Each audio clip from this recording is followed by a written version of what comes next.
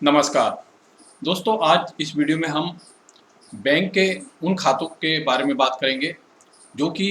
RBI द्वारा बनाए गए नए नियमों के तहत बैंकों के जो नए नियम बने हैं उसके अंतर्गत ऐसे बैंक खाते जल्दी बंद किए जाएंगे बैंकों द्वारा, जिसके अंतर्गत आपको आज पूरी डिटेल मिलेगी कि आपको क्या सावधानी रखना चाहिए, क्या आपका खाता भी उसके अंतर्गत तो नहीं आता, आपको क्या करना चाहिए ताकि आपका खाता निरंतर बना रहे। दोस्तों, हमारे इस यूट्यूब चैनल पर आपको टैक्सेस से संबंधित, रियल इस्टेट से संबंधित, वेल्थ मैनेजमेंट से संबंधित, बैंक अपडेट से संबंधित, फाइनेंस से संबंधित अपडेट वीडियो निरंतर मिलते रहते हैं। दोस्तों, अगर आप हमारे इस यूट्यूब चैनल पर नए हैं तो नीचे जो बेल आइकन घंटी का निशान दिया गया है दिख रहा है, उसको दबाकर इस चैनल को सब्सक्राइब करें ताकि आने वाले वीडियो आपको मिले, जिससे आपको अपडेट जानकारी प्राप्त होती रहे। साथ ही साथ इस वीडियो को लाइक भी करिए और अधिक से अधिक शेयर भी करिए। दोस्तों, आप अपडेट जानकारी के लिए हमारे यूट्यूब चैनल प्रेमचंद बलिराम नागराज, इसका जो प्लेलिस्ट बनी है यूट्यूब चैनल में, उसमें जाके दूसरे वीडियो भी जिसमें कि अपडेटेड जानकारी दी गई वो देख सकते हैं। आते हैं आज के वीडियो पर। दोस्तों, आरबीआई द्वारा बनाए नए नियम के तहत बैंकों द्वारा ऐसे बैंक खाते बहुत जल्द बंद किए जाएंगे जो कि बैंक में खाता तो खोला गया है लेकिन उसमें जानकारी अपूर्ण है, उसमें जो जो डॉक्यूमेंट लगते हैं वो पूरी तरीके से खाता धारक द्वारा नहीं दिए गए हैं। तो ऐसे खाते बैंक के रडार पर है जो कि बहुत जल्द बंद किए जाएंगे। इसके लिए आपको अतिशीघ्र, अगर आपके खातों में जानकारी अपूर्ण है, आपके द्वारा खोला गया उसमें डॉक्यूमेंट अपूर्ण है, तो उसको जल्द से जल्द पूर्ण कर ले। साथ ही साथ इसमें जो दूसरा तरीका है, जो दूसरे खाते हैं, उसमें ऐसे खाते कि जिसमें लेन देन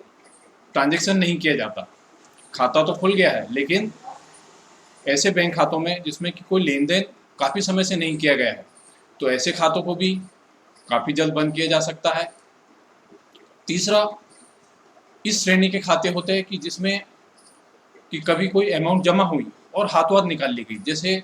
कि मान लो किसी भी स्रोत से कहीं से भी खाते में 2 लाख रुपए जमा हुए और तुरंत जमा होते ही उसको निकाल लिए गए, तो ऐसे खाते जो कि रेगुलर ऑपरेट नहीं होते हैं और उसमें अचानक से बड़ी मात्रा में राशि जमा होती है और जमा होते ही उसको निकाल लिया जाता है, तो ऐसे खाते अगर ऑपरेट किए जा रहे हैं तो उसमें रेगुलर ट्रांजैक्शन करते रहना चाहिए, अपने बचत की राशि उसमें जमा करना चाहिए और आवश्यकता पड़ने पर उसके माध्यम से पेमेंट करना चाहिए। तो इससे वो खाता रेगुलर बना रहता है और उस स्थिति में नहीं होता कि उसमें कोई अचानक पैसा जमा हुआ और अचानक से ही निकाल लिया गया। ऐसी स्थिति से बचना चाहिए, क्योंकि बैंक ये चाहता है कि जब आपने खाता खोला है तो उसमें रेगुलर ट्रांजैक्शन होते रहे, और जब बैंक में खाता खोला है आप अपनी आवश्यकता अनुसार बैंक में एक खाता, बैंकों में एक से अधिक खाते खोल सकते हैं। ये व्यक्तिगत खाता खोल सकते हैं आप स्वयं के नाम से, जॉइंट रूप से एक से अधिक लोगों के साथ मिलकर खोल सकते हैं, और एक से अधिक एक ही बैंक की ब्रांच में और एक से अधिक अन्य कोई बैंकों में भी आप ये खाते खोल सकते हैं। अन्य ट्रांजैक्शन ऐसे आते हैं जो कि संदिग्ध होते हैं, उसमें बैंक की निगाह होती है। आरबीआई बनाए गए नियमों के अनुसार कुछ अकाउंट ऐसे होते हैं जिसमें हेवी ट्रांजैक्शन होते हैं और इनकम टैक्स द्वारा, आरबीआई द्वारा जो बनाए गए नियमों उनका पालन निरंतर करना होता है। कुछ खातों में अचानक से बहुत बड़ी मात्रा में राशि जमा होती है, तो इसका खाता धारक को सोर्स भी मालूम होना चाहिए। आपके बैंक खाते में जितने भी ट्रांजैक्शन हो रहा है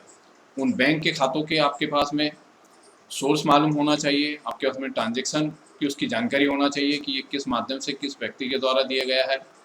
तो इससे आप भविष्य में आने वाली परेशानियों से बच सकते हैं। तो बैंक ऐसे खातों को निगाह रखता है आजकल, आरबीआई द्वारा भी और और इनकम टैक्स द्वारा भी नए नए नियम बनाए गए हैं, जिसके अंतर्गत बैंक को ऑपरेट करने से लेकर उसमें जमा होने वाली राशि, निकालने वाली राशि, उन पर मिलने वाले ब्याज,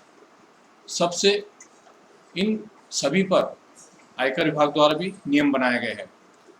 कि कितनी मात्रा में जब राशि जमा करना है। जैसे कि 50,000 से ज़्यादा आप जब राशि जमा करते हैं बैंक खाते में, खाता धारक द्वारा जमा की जाती है, तो उसमें आपको आपका पैन कार्ड देना होता है। उसके बाद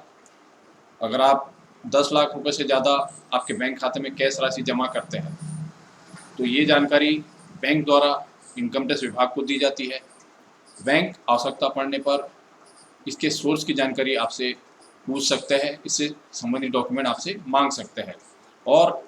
आपके द्वारा आयकर रिटर्न भरा गया है या नहीं उसकी जानकारी आपसे ले सकते हैं। साथ ही साथ अगर इस पर टैक्स की लायबिलिटी बनती है तो उसकी जांच कर सकते हैं। इसके बाद अगर आपके बैंक खाते में 50 लाख रुपए से ज़्यादा राशि जमा हो जाती है, तो उस स्थिति में आपको आयकर रिटर्न भरना भी अनिवार्य किया गया है। तो इन नियमों का निरंतर पालन करना जरूरी है। जब भी आप बैंक में खाता खोलें तो आपकी केवाईसी, आपके डॉक्यूमेंट पूरे दें, बैंक में जानकारी अधूरी ना छोड़े, जिसमें आप आपका अपडेटेड पैन कार्ड, जिसमें कि आपका नाम, सरनेम सही हो, डेट ऑफ बर्थ सही हो, पैन कार्ड और आधार कार्ड में डेट ऑफ बर्थ, जन्म तिथि आपकी समान हो, आधार कार्ड और पैन कार्ड में नाम और सरनेम समान हो, आधार कार्ड में आपका अपडेटेड जो कि सिम चालू है ऐसा मोबाइल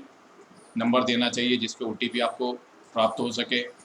आपका अपडेटेड ईमेल बैंक में देना चाहिए अकाउंट खोलते समय। आपके द्वारा बैंक में खाता खोलते समय आप चाहे तो उसको जॉइंट भी बना सकते हैं कि उसको ऑपरेट एक से अधिक कोई दूसरा व्यक्ति भी कर सके, और उसमें नॉमिनी ज़रूर बनाना चाहिए। अभी बैंकों द्वारा और सरकार द्वारा जो नियम बनाए जा रहे हैं उसमें नॉमिनी बनाना भी अनिवार्य किया जा रहा है, ताकि आपका जो मेहनत का पैसा है, आपकी जो बचत की राशि है, वो सही व्यक्ति के पास वो पहुंच सके। कई खाते धारक ऐसे होते हैं जिनके कि खातों में नॉमिनी नहीं होने पर बाद में उसके क्लेम सेटल में काफ़ी समस्याओं का सामना करना पड़ता है बैंक को। तो ऐसी स्थिति से बचने के लिए आपके द्वारा जब भी बैंक में खाता खोला जाए या आपने बैंक में खाता खोला है तो उसमें डॉक्यूमेंट पूरे रखे, उसकी केवाईसी पूर्ण रखे, उसमें आपका पैन कार्ड नंबर और आधार कार्ड ये लिंक जरूर रखें, और आपके द्वारा खोले गए खाते में रेगुलर ट्रांजैक्शन करते रहे, उसमें राशि जमा करें, उससे निकालें, और जब भी कोई बड़ी राशि आपके खाते में जमा हो तो उसके सोर्स की जानकारी, उसके डॉक्यूमेंट ज़रूर रखें। तो दोस्तों, आज इस वीडियो में हमने काफ़ी महत्वपूर्ण विषय पर आरबीआई द्वारा जो नया नियम बनाया गया है उसके बारे में आपको जानकारी दी। बहुत जल्द मिलेंगे नए वीडियो में। आपने हमारे इस यूट्यूब वीडियो को देखा, इसके लिए आपका बहुत बहुत धन्यवाद। नमस्कार।